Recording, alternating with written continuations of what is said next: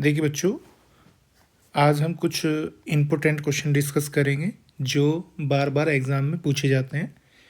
तो देखिए उनमें से फर्स्ट क्वेश्चन हमारा है, if HCF of x, 8 is equal to 4 and LCM of x, 8 is equal to 24, then x is. तो देखिए हमारे पास दो नंबर हैं, एक नंबर x है और दूसरा नंबर क्या है 8। इन दोनों का HCF कितना है 4 और इन दोनों का LCM कितना है 24। तब हमें x की वैल्यू फाइंड करनी है। ठीक है, तो आइए इसका सॉल्यूशन देखते हैं। तो देखिए इसके सॉल्यूशन को समझते हैं। तो देखिए इसमें हमारे पास दो नंबर हैं। हियर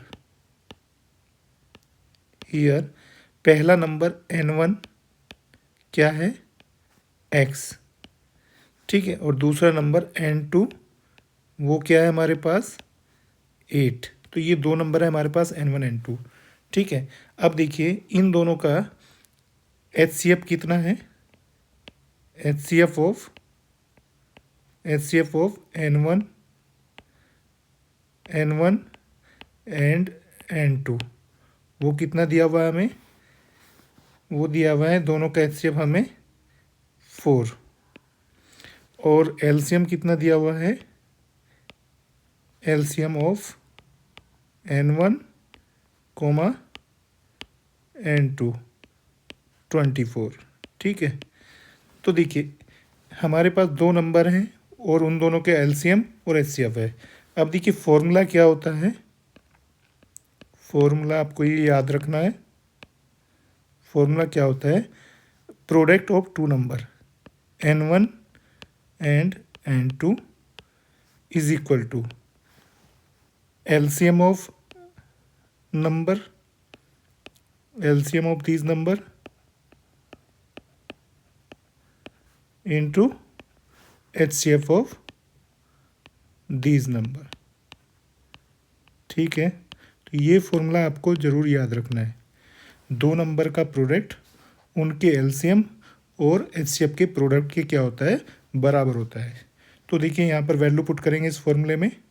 n1 की वैल्यू हमारे पास क्या है x और n2 की वैल्यू हमारे पास क्या है 8। LCM ऑफ n1 n2 क्या है हमारे पास 4 और HCF ऑफ n1 n2 कितना है हमारे पास 24। ठीक है, it implies that x is equal to 4 into 24 और ये 8 कहाँ पर चला जाएगा अपॉन में। ठीक है, 8 3 जा 24, therefore value of x is equal to कितना आ जाएगा 4 3 जा 12। तो x की वैल्यू हमारे पास कितनी आ जाएगी 12। यही हमारा क्या होगा आंसर आ जाएगा। तो कौन सा ऑप्शन करेक्ट होगा, ऑप्शन नंबर सी। ठीक है, आइए क्वेश्चन नंबर 2 देखते हैं।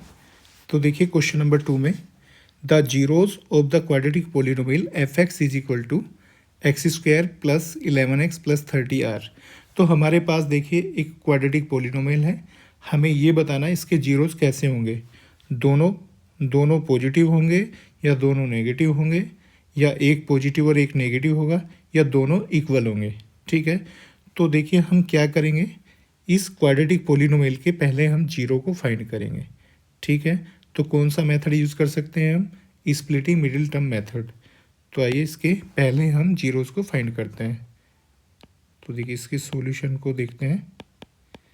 तो हमारे पास गिवन पोलिनोमियल क्या है, fx is equal to x² plus 11x plus 30। ये हमारे पास पोलिनोमियल दिया हुआ है। अब देखिए इसके पहले फैक्टर बनाएंगे, स्प्लिटिंग मिडिल टर्म मेथड का यूज़ करेंगे। तो फैक्टर कैसे बनाएंगे, सबसे पहले जो लास्ट में कांस्टेंट है 30, ठीक है, ये जो लास्ट में कांस्टेंट है 30, इसकी मल्टीप्लाई हम किस में करते हैं, x² के कोफिशिएंट से। तो यहाँ पर x² का कोफिशिएंट क्या है 1। ठीक है, तो 30 की मल्टीप्लाई 1 में करेंगे तो हमारे पास क्या आ जाएगा 30 आ जाएगा, 31 जा 30। अब देखिए 30 के ऑल पॉसिबल फैक्टर हम यहाँ पे लिखेंगे पेयर के फॉर्म में। तो 30 को हम ऐसे लिख सकते हैं 1 इंटू 30 लिख सकते हैं। 30 को हम 2 इंटू 15 भी लिख सकते हैं। 30 को हम 3 इंटू 10 की फॉर्म में भी लिख सकते हैं। और 30 को हम 4 से तो नहीं बनेगा, 5 से बन जाएगा, 5 इंटू 6 भी लिख सकते हैं। ठीक है, तो और तो कोई पॉसिबल नहीं है। तो ये चार तरह से हम इसको लिख सकते हैं। ठीक है, अब हमें ये चेक करना है इनमें से कौन सा पेयर हमें लेना है। तो उसके लिए हम क्या करते हैं, देखिए उसके लिए हम यहाँ पर देखिए उसके लिए हम क्या करेंगे, यहाँ का ये 30 को देखेंगे। ये 30 का साइन कैसा है, पॉजिटिव, पॉजिटिव है यहाँ पर साइन। तो हम क्या करेंगे, हम उन फैक्टर को यहाँ पर लेंगे जिनका सम कितना होगा, 11।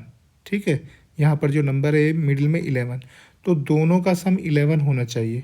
तो हम यहाँ पर फर्स्ट पेयर में देखते हैं दोनों का सम कितना है, 31, तो ये हम नहीं ले सकते। फिर इसमें देखेंगे दोनों का सम कितना होगा, 17, इसको भी हमें नहीं लेना है। इसमें दोनों का सम कितना है, 13, ये भी नहीं ले सकते।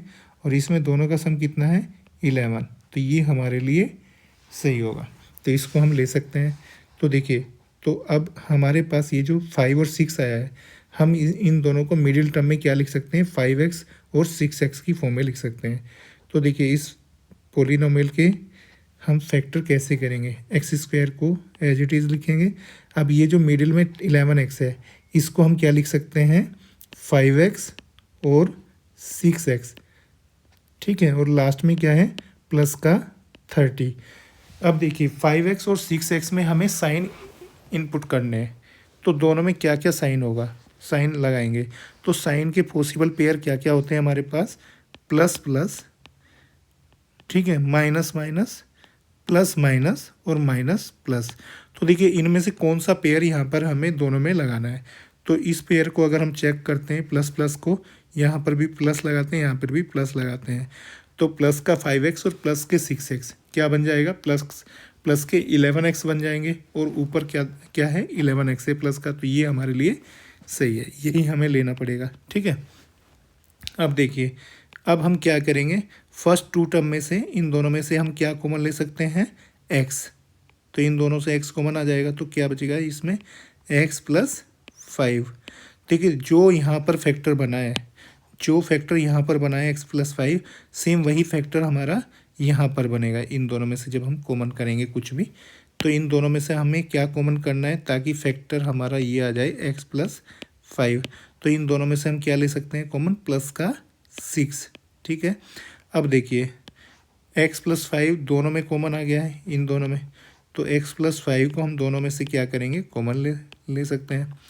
तो यहाँ पर बचेगा x और यहाँ पर ये 6। तो देखिए इस पोलिनोमियल के फैक्टर क्या आ जाएंगे, फैक्टर आ जाएंगे x प्लस 5 और x प्लस 6। ठीक है, अगर हम फैक्टर से जीरोज़ बनाएं तो जीरोज़ क्या बनेंगे, इस फैक्टर से जीरो क्या बन जाएगा, -5। ठीक है, और इस फैक्टर से जीरो क्या बन जाएगा, -6।